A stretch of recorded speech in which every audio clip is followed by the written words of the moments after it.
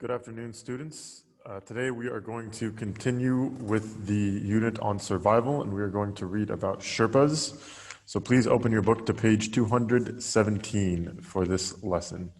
And it's called The Value of a Sherpa Life by Grayson Schaefer. Okay, background. Located between Tibet and Nepal in southern Asia, Mount Everest is the tallest mountain in the world and one of the most dangerous to climb. More than 200 people have died attempting to reach the summit, including 17 Sherpa porters in 2014. Sherpas are a Nepalese ethnic group famous for their superior mountaineering skills. Companies that run expeditions up the mountain often employ Sherpas to guide climbers. Okay, so we're going to learn about these people, Sherpas. They are a tribes people from this area between Tibet and Nepal, which is in Asia. Okay, they are famous for their ability to climb mountains and guide their way through mountains. It's not a very easy environment. It's very cold. It's very difficult. It's a very difficult environment to live in. So these people, these Sherpas, they are famous for their skills in being able to navigate and guide people through this mountain. And this mountain, Mount Everest, is the world's largest mountain. So it's very dangerous.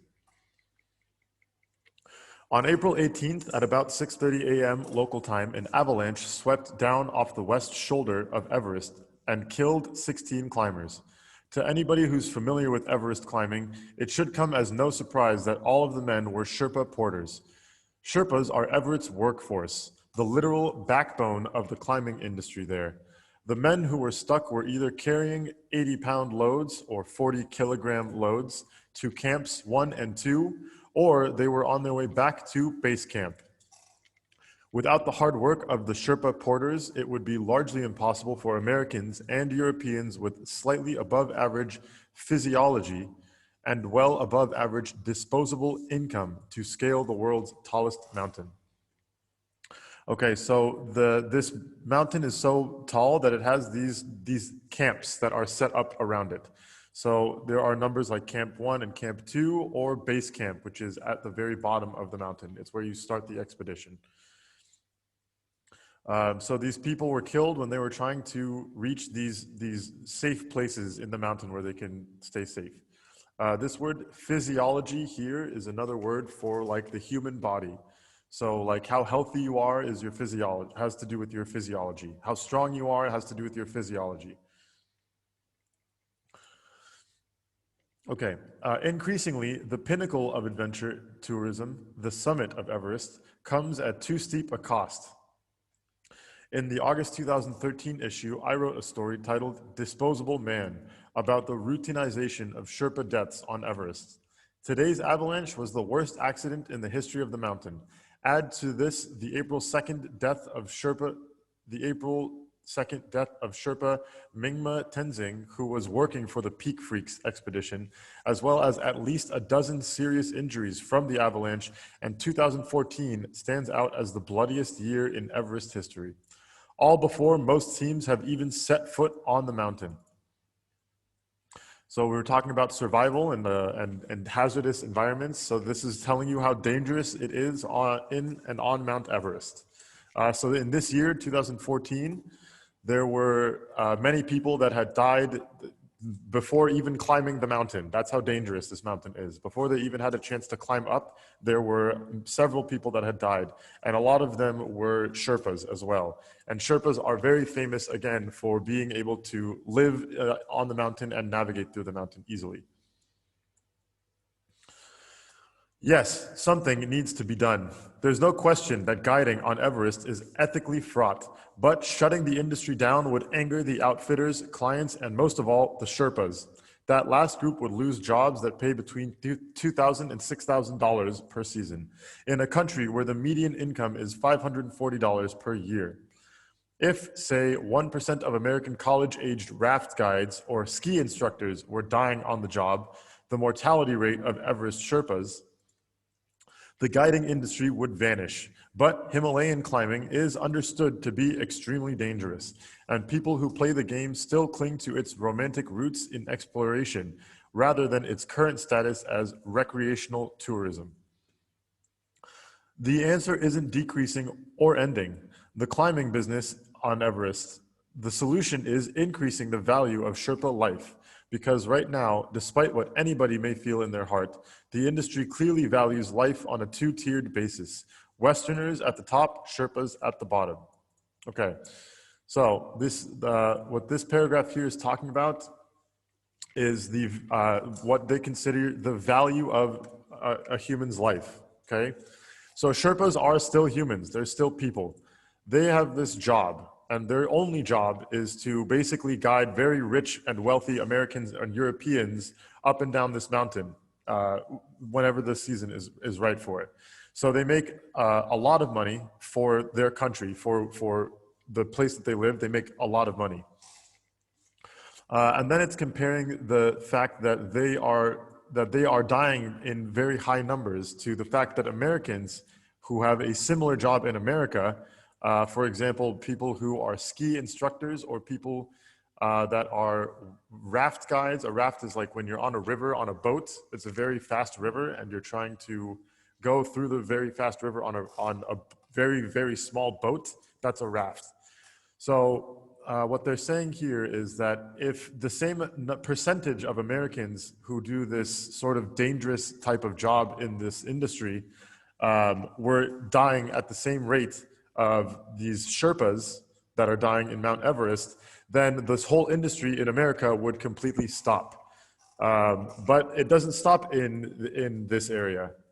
It doesn't stop. The people will continue paying these Sherpas to be able to climb the mountain, even though people are dying just for having this very simple job, although it's not a simple job. Mortality is another word for like life or how long you live. So a mortality rate is like how often people are dying doing something. And then this here is the argument of this whole article. What he's saying is we should not stop this climbing business in Everest because that's not the solution. The solution is to increase the value of the Sherpa life.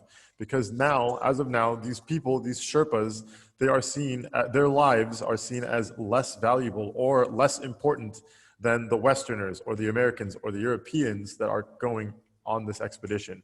Sherpas are seen as less important. So it's okay if they die. They don't care if they die because they're not the Americans or the Europeans that are spending the money.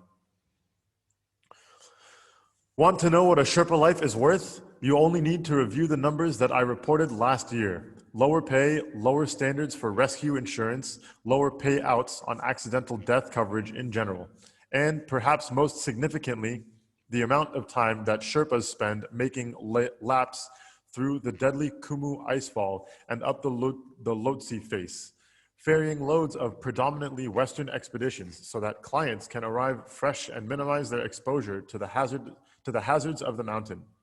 Several organizations, including the Juniper Fund and Alex Lowe Charitable Foundation, have made valiant efforts to teach Sherpas the latest climbing, rescue, and first aid skills via projects like Khumbu Climbing School. But the hazards of the mountain remain. Last June, after I'd finished reporting Disposable Man, the Nepalese government announced that it would double the amount of insurance that high-altitude porters were required to carry to $11,000. But for about $200 per policy, at least one Kathmandu-based insurance company will cover Sherpas for $23,000. Even that is clearly insufficient to cover the loss. What's left instead is a patchwork of charity in which some families find help from climbers to send their kids to school and others don't. So, what this paragraph here is talking about is how it is exactly how dangerous, what the life and job of the Sherpa is and how dangerous it is.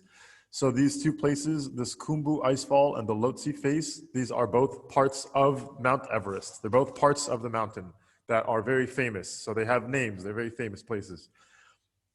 And it is part of the Sherpa's job to basically carry all of the materials or all of the things that all of the Westerners or all of the Americans or all of the Europeans are bringing. It's their job to carry all very many like pounds or kilograms worth of things that belong to these other people through these very dangerous places, so that the people that are paying, the clients, they can show up to these safe places to not be worried about like how difficult or how hazardous the mountain is. So it's so bad, in fact, that there are organizations that exist in order to help these Sherpas become better at saving their own people or maybe saving other people as well. They give them better climbing techniques. They give them better first aid skills. So like if something bad happens to somebody's health, if somebody gets injured, they can fix them. They can make them okay to climb or maybe just climb back down. And then in this paragraph, it's talking about the actual value that the government is putting on these Sherpas. So the insurance was previously only $5,000, and then they doubled it to $11,000. And that's if somebody dies. So if a Sherpa dies, then their family is paid out $11,000. And some companies even go up to $23,000. But this is very clearly not enough to replace somebody's life, especially if this person is a family man or has a family. The tragedy I'd most like to see would start at the very beginning of the tragedy, when outfitters describe what has happened to these men in words that, at this point, sound rote.